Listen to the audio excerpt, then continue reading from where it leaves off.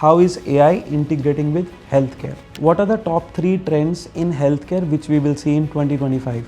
The number of babies will decrease and the number of old people will increase. People do not want to get married. People who are married do not want to have kids. If you had to give 3 advices to women in leadership roles, what would that be? Stop living for people.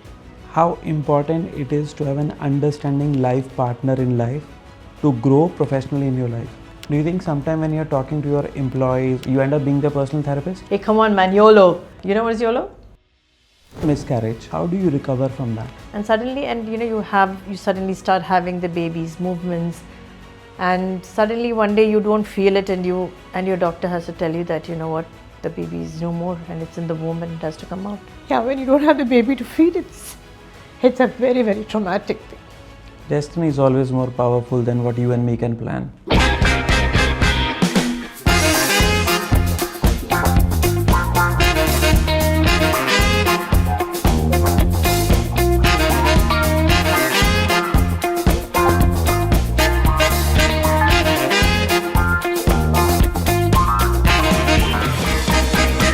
If I ask you to make a sentence with words like entrepreneur, with words like passion, with words like doctor, with words like mom, with words like compassion, with words like integrity, and being a CEO. All this and more is what we discover in our today's episode with Dr. Shanila Laiju, the Group CEO of Medcare Group in UAE. Her story is a prime example of how to take a break from a career and come back even stronger as a women leader in the society. Let's discover with us in today's episode her journey, her story, her experiences, and see why women need to be financially independent in today's world. Let's talk to Dr. Shanila and understand who is Shanila. At least the people who know me as a person who's very warm, Okay. who gets along very well with people and who can influence people. I think I am a people's person. That's what I do get labeled for. People first all the time. Yeah, it is. I would love to have more time on the ground, but of course, it keeps you busy as well. But every time I get some time, I do make sure that I do visit the hospitals and the clinics and engage with my staff. So does that mean you are kind of a perfectionist? You want everything to be the right way only? I am a bit of a perfectionist, but in my job, what happened was like when I started it, I did not know much about the administrative work. So I was trying to learn things, and again, being a perfectionist that time, I wanted to be sure that I was well versed in all the areas that I was touching. So I started as a clinic supervisor and not knowing anything much about it. I was very particular that I spent time with each of the departments there. So be it a customer service, I was on the front desk trying to see what the billing, insurance. So I wanted to, and I was doing it in a way that I learned everything well so that I knew what was happening on the ground, because I needed to know before I could ask someone any other thing. So this perfectionism actually was taking a toll on my life, which I came to know much later. Micromanagement and not able to trust people just gives you a toll on your life, makes your life stressful. But the minute I started delegating, and I don't think it's just delegating, you need to delegate with authority, because you just can't delegate and tell that you need to come back to me. So, but delegating with authority and trusting my people and giving them that freedom to make decisions. And maybe it's not the right decision. They could go wrong, but let it be. It's okay. People learn, because I also think I also learned in a way that you make mistakes, but then you become more stronger. So that way, I think that changed a whole lot of my life, because it was so much easier for me to entrust things in other people's hands and to get the work done, just to monitor it. And people also felt good, because I think that element of trust is very important in any workplace. Yeah. And if that is not there, then the deliverables also will be affected. True. So I was in a similar situation in one of the startups I was working, and I had a very difficult time delegating things to people, because I always thought if there is something, let's do it 100%, make it 120. But then one of my mentors whom I was talking to, he told me, Pankaj, it's okay if things are not 10 on 10, let it be 7.5 on 10. it's okay, let it go. Not everything has to be perfect. People are okay with this approach as well. Just ensure you don't miss the timelines for the deliverables, and the customers are always happy. How many kids do you have? I have 3 children, and they're not kids anymore. They're all adults. So again, I told you, it's a lot of the positivity that I have nowadays. I mean, like, when I tell you, when I go for work, my staff also keep asking me, how are you having the same energy all through the day, doc? And then I say that, when you live with 3 Gen Zs, you have no scope but to always be energetic. Yeah. So I think I owe a lot of what my way of thinking, the way I see, and the changes in my work culture have a lot that my kids have contributed to. Because I know, because when you live with them, you know what the younger generation wants, how do they perceive things. So you tend to do a little bit of changes and be a little bit more flexible also. A lot of women, while they're trying to embrace motherhood, go through a challenging time, which is the miscarriage. Now, you had one such incident. It's a very traumatic incident. How do you recover from that? Yeah, I think that is a wound that it's difficult to recover. Let me be honest, probably for me, even more because I gave birth to a stillborn baby. So, it's always a fact that I always consider that as my oldest son. Yeah. It was in flesh and blood. I had somebody that, it's very traumatic. It's very traumatic, and I hope and pray that nobody has to go through it. So and especially when it is your first child, you have to. So it was not actually my first miscarriage. It was my 3rd miscarriage. So first I had initially 2 miscarriages, which was just in the 6th week and 5th week, which was fine. It went up, but it is trauma. It is. Yeah. But this one was really, really traumatic for me because you went the whole journey. After the first 2, when I was pregnant with the 3rd time, I was super cautious because I didn't want to lose this child, and so all that extra care that I had taken. In fact, I had something called a placenta previa, where your placenta is below, and every time that baby kicks, it used to bleed. So I was in the hospital for, I think, 3-4 months. I was admitted just to make sure that I had the best of the care, and suddenly, you suddenly start having the baby's movements, and suddenly one day you don't feel it, and your doctor has to tell you that, the baby is no more and it's in the womb and it has to come out. I think I felt like my world had shattered then. Yeah. Because after 2 and the 3rd one, when you're really looking forward, when you take all the precautions and the care in the world to make sure that 9 months go through, and at the 7th month, was it actually in the 7th month, it was a full-fledged baby that I got, and I wasn't shown the baby. Then I cried and I wanted to see, and to be honest, I had decided that I don't want to go through this for some time. I really didn't want to, because of the fact that you don't have the baby, but when you go back home and you see milk dripping over and you don't have a baby, I'm sorry, I'll get emotional. That's perfectly fine. So yeah, when you don't have the baby to feed, it's a very, very traumatic thing. And I think I took some time, because every time, so even I had decided that I would not get pregnant for, maybe I don't even want a child. I had gone to that. But I think God had different plans for you, and doctor had told me not to conceive, probably to look after, maybe 1 year and so. But during the 10th month, I conceived, and I was like, I wasn't excited. Yeah. I was nervous. I didn't know what to do. I was like, is this really happening, And all through my pregnancy was actually a trauma for me. I didn't enjoy that pregnancy, because every time I went to the washroom, am I going to bleed? Am I going to, that the fear of losing this child was also there. So I think when every mother enjoys that pregnancy period, my first one, I never, because it was always the fear, will I get this child? And this time when you went to the ICU, when you went for the operation theatre, you had a... So even this was very funny towards the end, because again I felt that moments were not there. And you can imagine that feeling with, I went to the doctor and she said that it was, I think my son was 30 weeks or something, he was in ICU for, And the doctor said that, you know what, we need to do an immediate cesarean for you because the baby stopped moving, there is a cord around the neck. So imagine what I would have gone through after going through this.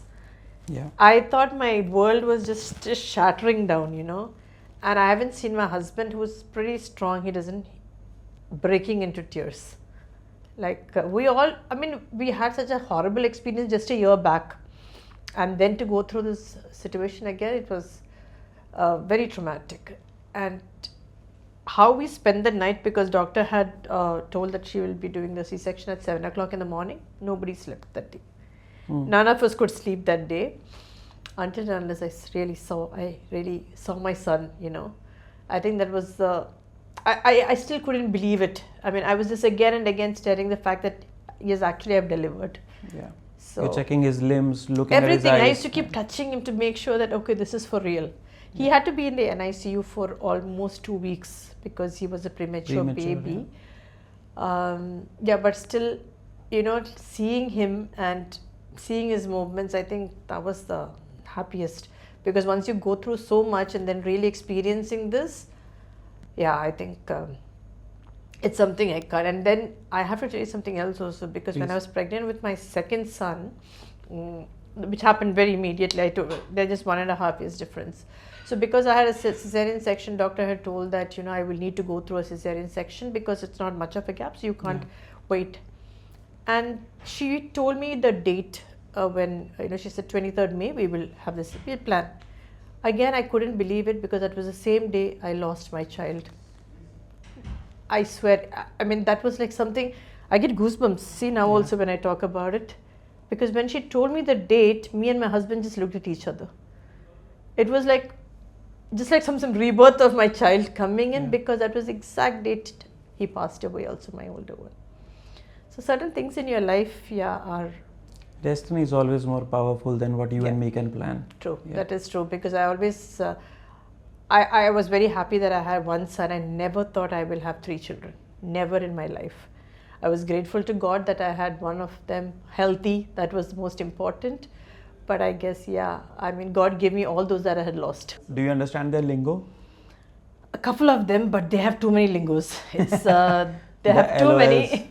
Yeah, so it's all like, so I keep trying to learn as and when I converse with them. Yeah, so it's not easy. They have a lingo for every other things, I think. Yeah, I think it keeps changing very quickly. Yeah. I can't keep up with my 10-year-old, so I can imagine your condition with three. The only lingo that I quite use, even in my workplace, I keep telling people when they say, I say, hey, come on, man, YOLO. And I'm like, you know what is YOLO? You only live once. Good.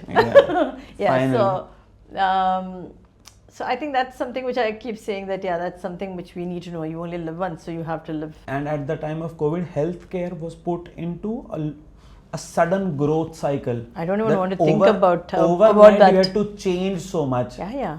I want to know your journey. At that time, you were in administration as well. Yeah. So overnight, you know that there is a big problem coming up.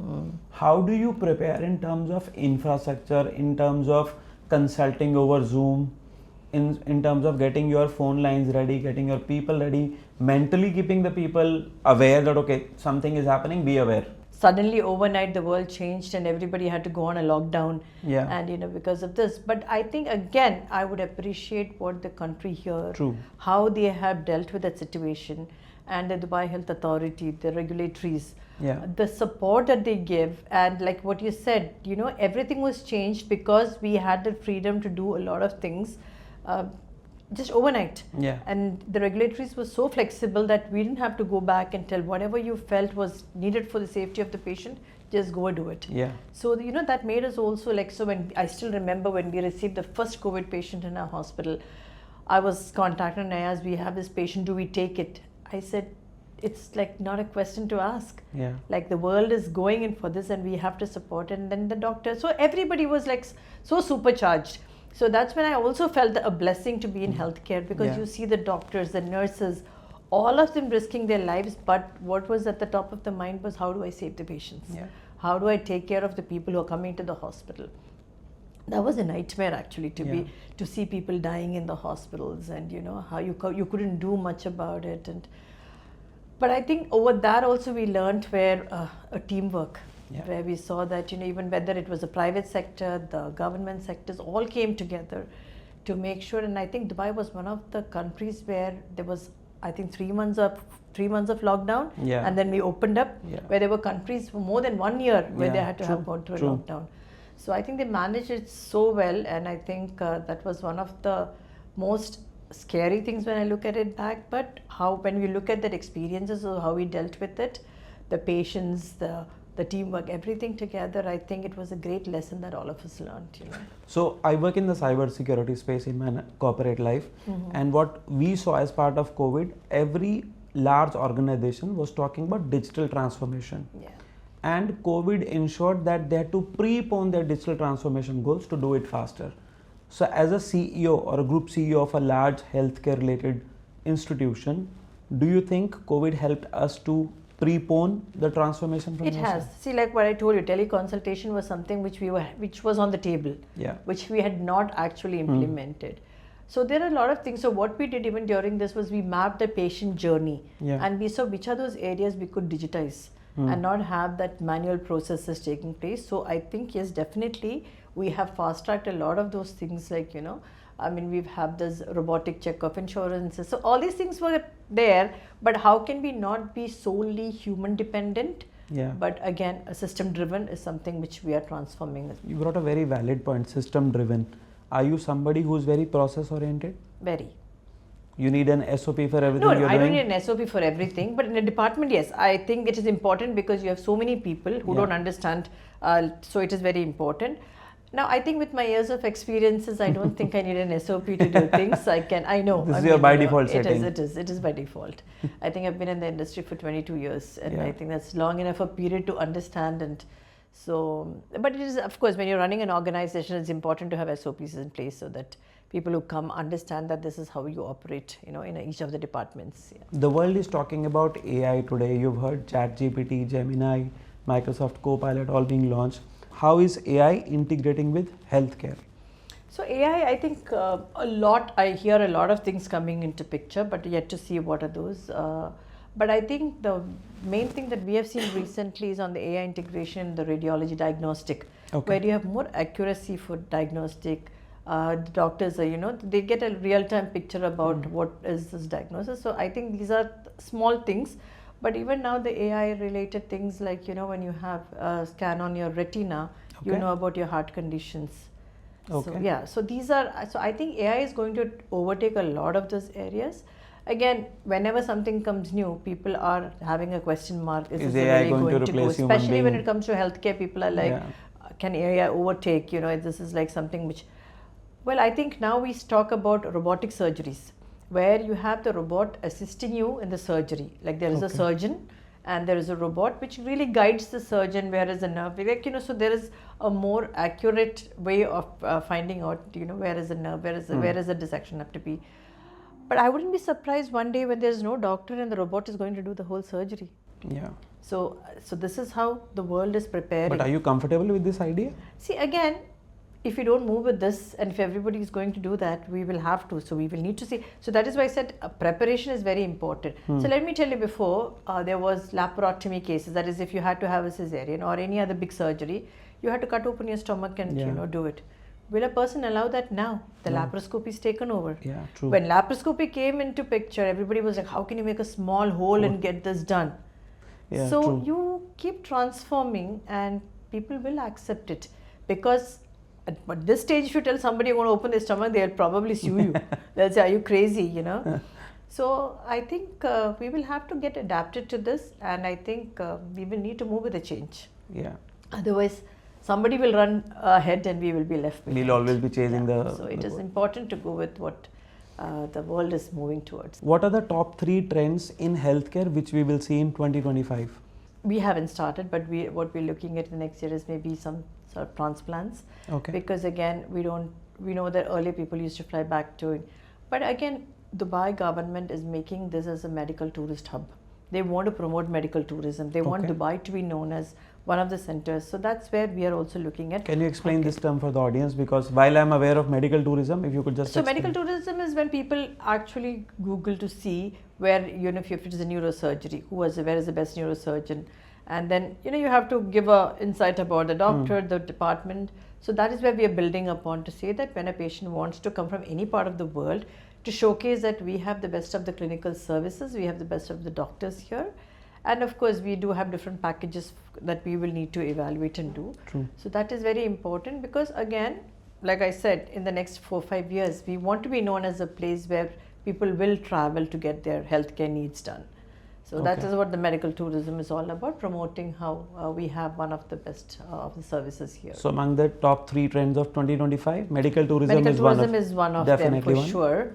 Then of course robotic surgery is something which we're looking at. Probably 25, 26 we are again yet to, because there is it is there, and we have already bought a robot, but we want to see which are those departments that we can actually look into. And then geriatrics is another specialty, because when you look at what the world is going to, and by 2030 what we estimate is a huge population in the old segment, that is the geriatric segment. So if you look at it now, going forward, a prediction of when looking at the data and the trends, the number of babies will decrease and the number of old people will increase. Okay. This is what they say. Okay. So even when you look at it now in general, you see that a lot of people do not want to get married, people who are married do not want to have kids. So all these things, the trends are changing. So developing a geriatric department and a rehab, proper rehabilitation center is something which we are looking at, And then we also do something called gene therapy, that is, spinal muscular atrophies for these kids where they don't have, that muscles are weak, and so there's a lot of people across, and that we have seen there's a big influx of people coming from Turkey. Okay. We have a Medcare Women and Children Hospital, where we have a very expertise team of doctors who are treating this SMA cases. So we want to see what are those cases in the world that probably there is no access for medical services like that. Build a team like that and see how we can. So this is SMA is one of it that we have started, but I think there is many more that we would like to explore. Again, that is again a part of the medical tourism, the larger vision, the larger vision of it. The 1-year plan is probably that to develop more center of excellences. So we have certain departments where we have very good doctors and clinical outlets. So how do we develop those as center of excellences? So that there's mental health. See, that's another area which when you asked me about the 3-year plan, one area is mental health. Yeah. And why did we think about it? Because there's so many people coming for help these days. Yeah. I think even with post-COVID, that was another one, because with COVID, I think a lot of people became, so when mental health also started developing, and I think now people are not like earlier. If you're going to a psychiatrist, like, oh, is he mad? This is what people used to. You want to meet a therapist, you want to discuss your issues, and it really helps people. Yeah. So I think that's another area of which we really need to look into and support. Do you think sometime when you're talking to your employees or to some of your patients, you end up being the personal therapist? To my employees, yes. Quite a lot of times, when they come with some problems and things. And so I told you, I don't know, maybe it's a God's given gift that I am able to influence people, because my secretary always says, I see this person like coming to your room and then they come back happy. How do you do it, doc? So I think it's probably it is some gift that I have inherited, and then of course I have built on it. So I think as a CEO, I think it is important also that you need to know that and deal with people in a similar way. It's not only the business aspect of it, but there's a lot on the human aspect that you need to touch as well. Healthcare as an industry is more of a service industry. It's like you're doing a service to humanity. But then to add the dollar value to it, to add the business angle, were you comfortable doing that? Initially I was like, oh my God, how can you have this and things? But see, when I think every business has a way that you do when you do it ethically, and if you have certain rules and regulations for that, and I don't think it is a problem, but we should not misuse it. Yeah, true. So that is why we have a very stringent audit and quality department, where we assess if the doctors are doing the right, the number of diagnoses, are they overwriting it? Yeah. So I think then it's fine. See, initially when we look at it, we sometimes see, we have seen sometimes we even have terminated doctors who Yeah. have, gone out of the way to write more tests or. So it's, I think if you have it played fair and having a proper system in place to check these, I think it's fine. You're going in the right direction. So a lot of doctors today are doing MBAs, right? And when we see all these numbers, patients, when they go to a hospital which is a little expensive on their pockets, they end up saying, "Oh, doctors have a target. They know we have an insurance. That's why they're giving these many tests." Is it true? There will be targets sometimes for doctors. It's not to write the tests or anything. Overall, we never push. If you ask any of our Medcare doctors, Yeah. we don't push them or we don't give them targets. You need to achieve this. But see, sadly or unfortunately, because the healthcare system has been misused by a few people, it's like people have that in their mindset. Yeah, true. They're just writing these tests. They're trying to grab money out of me. Yeah, which Which is not true. genuinely is not the right thing to probably say. Yeah. Especially our chairman, he always says that profit is a byproduct. He says that if you do your job well, if you practice ethical practices and do the right things, money will follow. You don't have to chase it. True.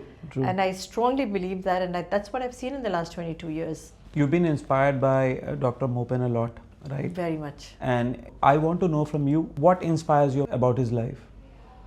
See, about his life, he is such a great leader, a person. But what I admire about him is his simplicity, the way he treats people with respect. Whether it's any class of person, the way he treats them and how he makes them feel is something I really, really admire about him, I mean, it doesn't, even when he comes to the hospital, he will tap the housekeeping boy, ask, how are you, how is your job? So that is something which I think I really have learned a lot from him. In the last 22 years, I think when, some people even comment to me that, you actually behave or treat people like Dr. him. Moopen. Yeah. That is the best Best compliment for me in my life. Because I think I've grown with it. I've seen him doing this, and that's how you tend to sometimes imitate the person. True. It just comes into you. Yeah. So I think that's one thing. So I mean, apart from his leadership vision, where he started as a single clinic and now he has an empire of healthcare, apart from all that, I think that is what I really admire about him: the simplicity and being a true human.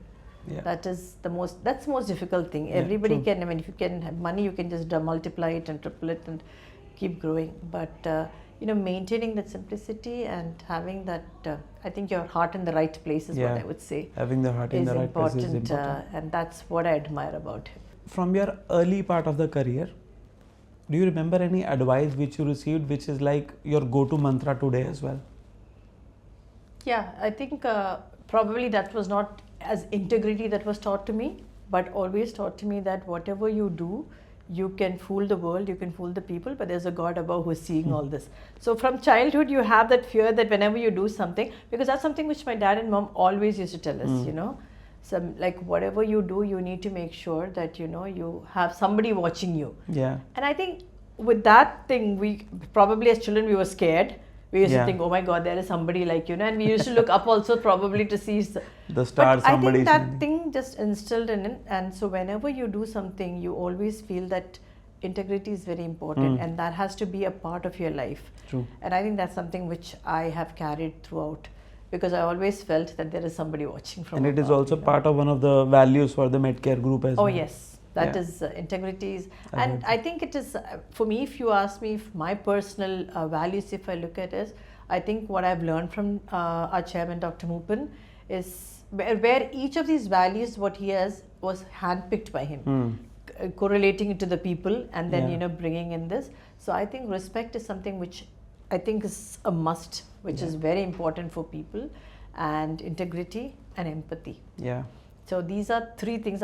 We have 6 values, but out of that, I'm saying which I have lived in my life and which I feel has helped me to be a person that I am today, are these 3.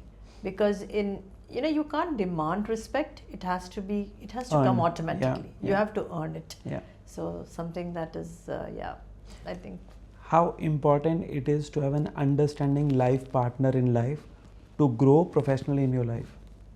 It is important, because if you don't have the support, and if you don't have a person who appreciates what you're doing and push you to do more, you can never reach where you are, because there'll be always problems and issues, and of course every household has issues and every Yeah. husband and wife will have, but if in your career, if you want to develop and if you don't have a supportive partner, I don't think you can reach where you are today, because that will pull you down if you don't have the peace of mind to do what you are, and who inspires you to grow more and always there telling that you are doing a great job. I think that's a motivation by itself. Yeah. Share me an incident where you were like, I want to hang up my boots now. I want to take a break. I want to just be a normal mom at home with my 3 kids. And her husband was like, let's go ahead. I know you can still do it. So I never thought about going and sitting at home and looking after the kids or anything. I mean, because I took a 5-year break and and that wasn't the easiest. I mean, looking after children is the most difficult job anybody can do, I guess. But every time I was promoted or got into a bigger position, I was like, can I do it? I mean, sometimes I had that self-doubt whether I would be able to do it. And every time my chairman and Miss Alisha, they kept telling me, no, we are confident, we have the trust. But somewhere, some things, and that's when my family used to always give me that support. No, and of course, sometimes when you're in that crazy mood, like you said, I just want to finish it off. I just want to sit at home. I don't want to do anything. Yeah. And my daughter will be like, do you think you can do that? Even a weekend that you get, you actually miss Medcare. Yeah. So they keep making fun of me, like, so they said that you can never sit at home. That's another thing that, I mean, I think I'm so passionate about my place, my people. I don't think so. But yes, whenever I had a doubt that could I take this role, whether when I became a CEO or a group COO and then CEO, it was always that motivation that my family gave me that, no, you can do it. We know that you can, and they pushed me wherever I could and feel that, no, maybe I cannot. That I think that has been a great support system, and that's what pushed me also to reach where I am today. So we were talking about you taking a break and then coming back into the corporate world. At what stage did you realize that now is the right time? My kids are independent. I can go back to the corporate world. My second son had started his schooling. Okay. And then I thought that at least he can tell me what is happening in a day, what is, so otherwise as mothers, we are always anxious that even if you put a nanny, are they treating them the right way and things. True. So I think that is what, when I felt comfortable, okay, at least he's started school and then I will have some time for myself. And what was our kids' reaction to now not seeing mom for a couple of hours Initially per day? it was not easy because, when they come back from school, I wasn't there. Yeah. And they were used to having me there. So it is a painful thing at times, but then, again, I wanted to balance out both. I didn't want to give up on my career as well. I thought that if I don't start then, already I was lazy. Yeah. Taking a 5-year break and, Why would you call it laziness? It was like you were giving time to your own so dream. that's what I'm saying. So no, I enjoyed that. That's what I said. I wanted to completely enjoy motherhood. Yeah. So that's why I took a 5-year break. So I could have gone after 1 year, I could have gone after 2 years. But then my second son had to be independent going to school, and that's what I wanted. I was waiting for, you know. And of course, so I don't think I regret having that break at all. Yeah. And even now, even when my staff come and tell me for maternity break and things, I always feel like tell them take the time, because these are times you will never get back again. True. Children will grow so fast. I can't even believe that my children are so big now. So I think it's important if you can balance it out and take that time off to look after your kids. I'd say yes. But maybe some people have to work, and and it is important both of them work. So again, everything that whatever you decide, it's fine. But as long as your family knows that you're there for them and they're doing it for their best, I think it's fine. So which is your go-to place to find peace? To find peace, I think I know, just going to the garden, sit for some time, close my eyes, and I can sit like that for hours. Any health myth you want to break? Health? About the industry? The health myth, see here now, if you look at it, so everyone's after protein, and everyone's uric acid is going up. See, these are all things like, so you need to have a balance of everything. Now everyone is into having protein powder, protein things. So I don't know. I think what you have to do is, see, your parents lived, your grandparents, how did they live? So it was a balanced life. It was different times. These are changed times now. Yeah, so now they say that there's a lot of don't have fresh air anymore. So that way you don't have, like, so that's what I'm saying. So there's preservatives in your food and things. So I think, I mean, for me, I will take what I feel is right. rather than go with all these things that people are advising, don't do this, don't do that. Everything in moderation, I think it's good. Everything in moderation is always good. So, and even for this protein, I keep telling that I'm totally not in for it. Keto diets and proteins. Have portion controls, have balanced food. You need to have your fats, you need to have your carbs, you need to have your proteins. So how do you have a well balanced diet rather than just focusing on that? And because again, times are changing, and they say that whatever food that you're eating is has pesticide. It's not the right thing, like you said, the air. Yeah. So it is true that where we're going, but I think we need to know which is our limit and how to control it. Other than that, you will go psyched if you have to follow up everything that's coming up. I saw you are wearing a Whoop band with you. So what's the secret for that? My son was the one who told me about the Whoop, because he got himself a Whoop, because every time I complain, I don't think I got good sleep, I don't think I got enough sleep. And but I have a boss, so our managing director is Alisha Moopen. She's very much into health, and she always keeps pushing us also to take care of our health. And she literally, I started my strength training because of her. Wow. So she told me, like, it's not just walks that you need to do, you have to go for. And so that we were all talking about our sleep. So actually this is a gift that is given to us, the executive team, by her. Oh wow. Yeah, so my son is the one who has been like telling me to get a Whoop, but I was telling him that I think people care about us more than we do about ourselves. Yeah, true. Because again, every time I tell the sleep, my son says that, no, let's see how much you slept now. Yeah. So I think it's very good, because it tells you, because you think sometimes you have slept very well, whereas you see that, your deep sleep was only so much, you were awake for so much time. So sometimes it is worrying, but I think it is something that you can, it'll help you to, rectify yourself, and also to have that recovery is very important. So I think the weekends I can see that my Whoop is like showing green, and it is like 94% recovery. So it also shows you the stress rhythm and everything. Yeah, the strain, and so I've just started it, so I'm yet to explore a lot of the things, but I'm enjoying it, seeing that it is some days it's like, and it really correlates. It does. The day you're very stressed at work and things like that, it shows you, you know. So I use something like this. This is a ring. Aura. It's a ultra human ring. Oh, okay, It's one of those made in India things which came to Dubai. Yeah, I had something like an Aura ring. It's something similar. It's something similar. And the next thing which people are going into health gadgets or health technology is going to be an earring or a necklace, because it is going to touch your skin as well. And you are going to get much more information about your body numbers. A lot of things, the gadgets that are like, they come like where you can monitor everything. It is, because I think it is needed, because people are not bothered about it, but at least some things which can give you a checker on your, status will look very good. So does Medcare wants to get into such healthcare technology in future?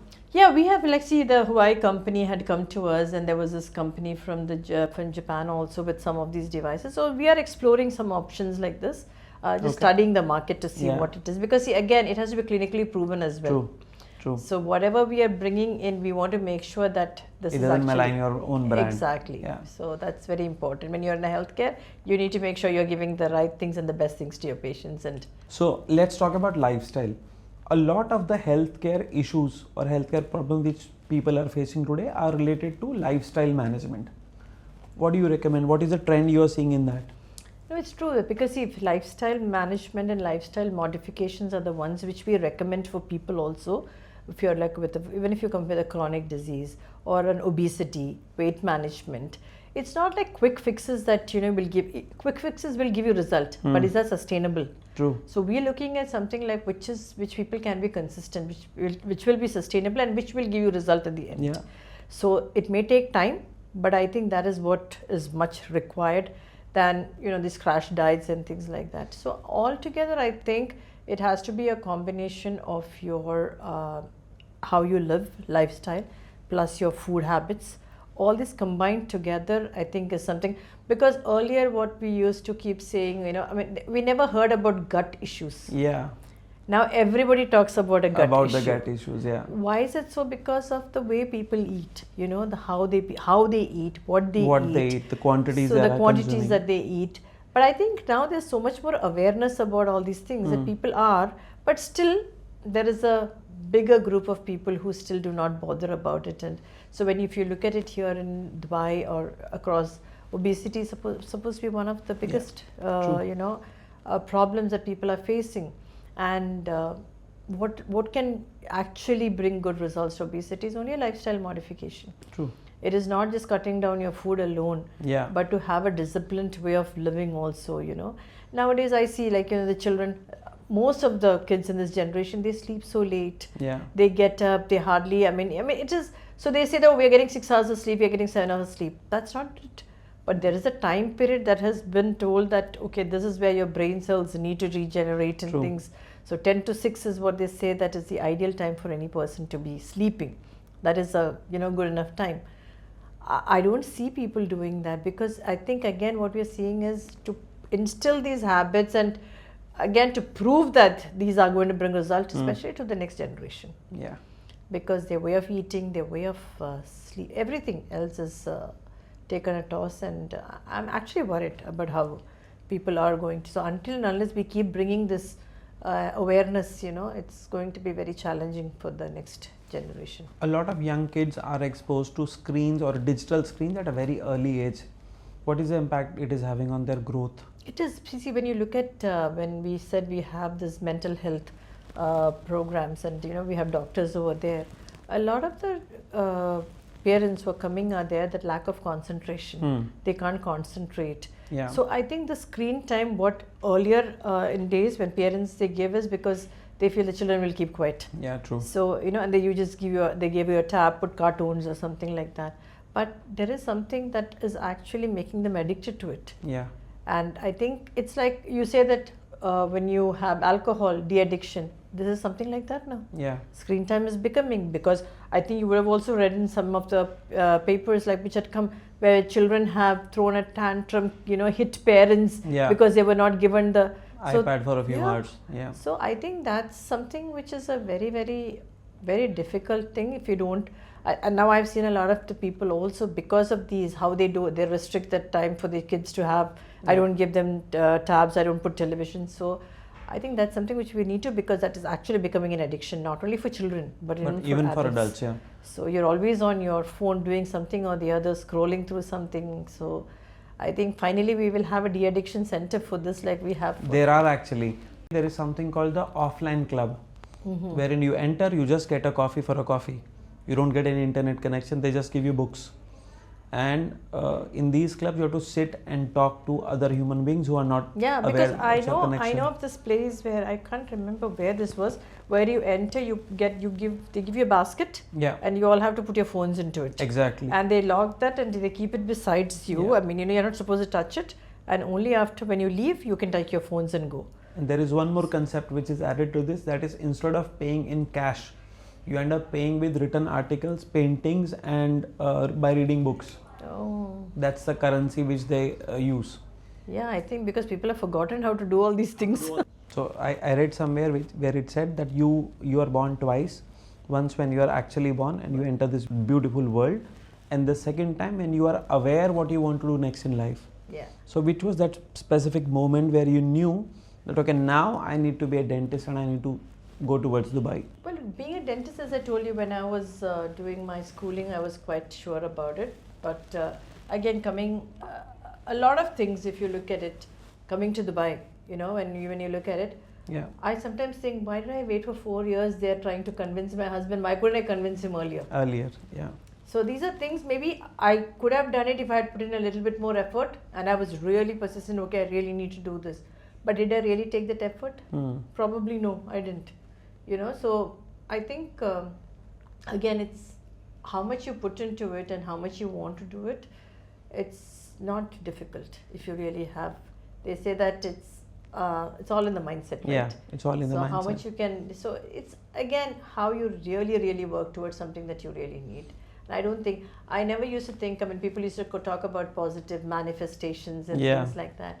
But I think it's, to an extent, it is true. Like if you always keep having negative thoughts and things, everything in your life becomes negative. True. But if you start thinking positively and, things like that. So, every time I still keep talking and telling my kids like, oh, if I'm alive, why would you talk like this? Why don't you see our weddings? Why don't you see our kids?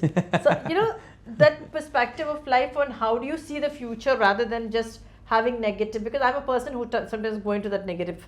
So a lot of people after partying are plugged into some IV trips. What is this trend? So now see a couple of years back itself that so when you give it in IV, it's a better results than when you pop in pills. Okay. Like now the NAD, the things that they say that a lot of it gives you a lot of those regenerative cells, anti-aging and things like that. So it does not have any very too much of clinical evidence showing that this is, but if you look at it and you look at your blood tests done before taking the IV drips and some of them after taking, there are a lot of IV drips for that matter. Okay. You have post hangover, like what you said, after Yeah. parties, what people take. NAD is something which many celebrities take because it gives you that like anti-aging and oxidation therapy. Then if you have, so we do something called this oligo scan, Okay. where so then what your nutrients are yeah. deficient in, and then we can customize and give those type of drips. So I think it has come out that people are getting good results. So is it advisable? Again, yes, why not? I mean, Should people do it more? People can, again, see, there are two school of thoughts for this. Some of the doctors say that it is not very clinically proven that it is. But if your parameters are showing that there is a change once you take the IV drips, why wouldn't I take it? Yeah. So I have seen my friends, I've taken it myself, and I've got good results. So I think definitely there is something beneficial out of it. And even though there is a different school of thought that this is not, but I think as long as you're getting a result out of it, there is no harm in taking it. There's no harm in taking it. Perfect. So, women in leadership roles are very rare, or is it a very common thing nowadays?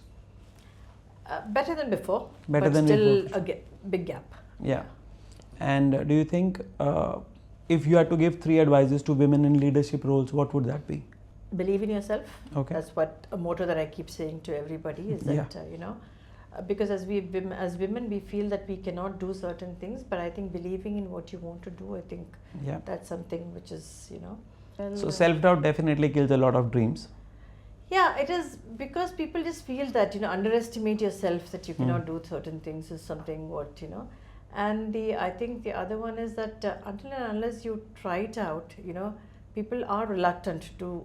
So before we never had lady pilots. Why do we have pilots now? Because people have started exploring into that, getting into that. So I think that self-confidence of doing certain things is very important. Again, that's again in the belief that people have in them. And then the next is as ladies, we always, another thing that people tell is that I've also heard some of my HODs say that I don't want to hire women staff because they go into the family way and things like that. What is this family way? So you have children, you take a break, and then it's difficult. So what's the harm in doing that actually? No, so you don't have a continuity of that staff working with you. So you want to take an interview and ask them, are you going to get married in the next 2 years or not? No, so that's what I'm telling you. I'm telling you that is not the right thing. That's not the right thing for sure. Yeah. Because why would we not? Because that's something. If there were no women, there's no people like we're going to come Exactly. over here. So I think you can have those breaks. You can have whatever it is. You may fall for a lot of reasons, but how do you get up and again come back is something which is very important. Like I took a break, but did I ever think that I would reach a position that I'm here now? But again, it's all how you take life and how you're going to. So I think to always dream big is something which we need to. We should not just be happy with what you have. Take challenges. Yeah. And you need to change also. You need to accept changes. Yeah. So that's another thing, that you cannot keep resisting to and be in your comfort zone. So being in your comfort zone will keep you limited to where you are. True. But until and unless you explore and have challenges, you will never, I don't think you will come up with what your dreams are. I think for a lady, it is important to be financially independent. Why do you say so? Why does she have to depend on anybody? Why can't she just, is it necessary that, you need to have a husband to support you? Why can't you do your things, what you like? And so financial independence is very important. When I know that, when you, like when I was telling my daughter, to be honest, so we always have that mindset, especially as Indians, I think we have that males are the, dominant person who looks after the family. Male is the breadwinner, she is the homemaker. She is the homemaker. Yeah. So my daughter is a bit of a shopaholic, so I was actually saying, you better pray that you get a rich husband. That's a normal thing that, when Yeah. as a mother, and I'm surprised at me as who promotes so much of women leadership, also that came out of my mouth, and my daughter was like, why mama, why should can I not earn for myself and do what I like to do? Yeah. So I was like, see, even for me, preaching so much of women leadership, how told her that you need to have a rich It's a husband. sarcasm which you shared So with I was like, so I think being financially independent is very important. And like now, as I told you, it's not like before. Probably people used to adjust. Yeah. The women had more of that adjusting and were more patient and things. Not But anymore. nowadays, people are not. They're Yeah. like, I want to do what I want to do. You do what you want to do. True. Both of us need to have our independence, not only financially, but in what we're doing.